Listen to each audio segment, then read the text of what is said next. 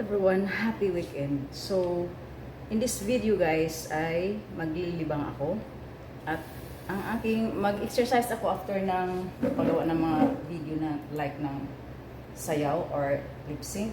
Ganito ang aking outfit kasi minsan nagsasawa na ako sa aking mga costume sa pang-exercise, so gusto kong iba naman at bala ko nga bumili ng mga ukay-ukay na mga shirts at saka mga sleeveless para imamumurahin lang guys para may iba akong pang outfit sa aking content. At ito guys ay gamit ako ng wireless na microphone, pero hindi ko sasabihin ang pangalan dito para pwede ko siyang i-upload sa ibang platform. Kasi may mga platform kasi guys na bawal sabihin na pwede kang ma-violation na para kang nagpo-promote ng ng product. So, hindi ko siya sasabihin. Pwede kayo mag-comment, i-inbox nyo lang ako para masabi ko sa inyo kung anong brand ito or kanino ko binili.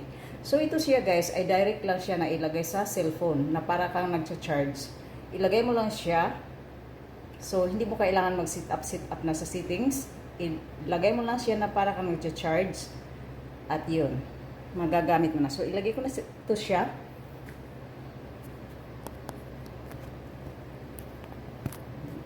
Baliktad yan.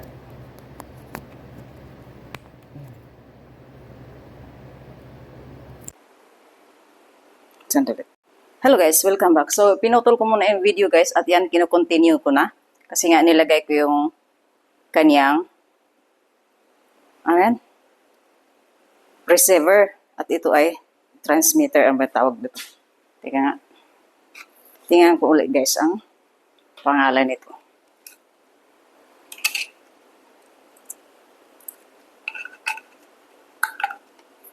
So, ito yung manual niya.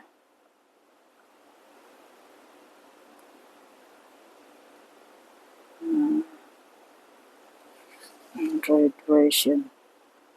Yung sinaksak ko dyan, ang tawag dyan, receiver. Yung parang china-charge ko. Ang tawag dyan ay receiver.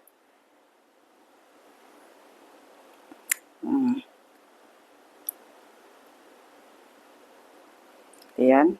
Yan yun. May light siya na kulay green. Receiver ang tawag dyan. Ito yung, wireless microphone na, or headset. Yung minsan naglalagay tayo sa tainga, yung may cord. Ito siya wireless. Ang bili ko nito guys ay 1,000 mahigit. Basta hindi ko na lang siya guys ilagay nga dyan ang pangalan ng brand kasi gusto ko siyang mai-upload sa ibang platform. Kasi nga may mga platform na bawal maglagay ng mga brand name. Pwede kang ma-violation. Pero may upload na ako nito sa ibang platform na sinabi ko ang pangalan. Na may mga platform na pwede mo siyang i-promote. So ito na yun. So yan na guys. Kasi matagal ko nang gustong mag-try na itong gumamit guys. Para naman hindi tayo ignorante. Para naman tayo kahit paano, hindi naman tayo mayaman o kahit paano may alam tayo. So nga ito, ang tawag dyan ay receiver. Receiver yun sinaksak ko dyan. At ito yung wireless microphone. Ayan, pag sinaksak, ayan, baliktad pala yung gamit ko ng isang araw. Kasi, ang purpose nito guys, minsan kasi ang boses natin hindi maklaro kung anong pinagsasabi natin. So, ang purpose nito, makaklaro na yung pagsasalita natin.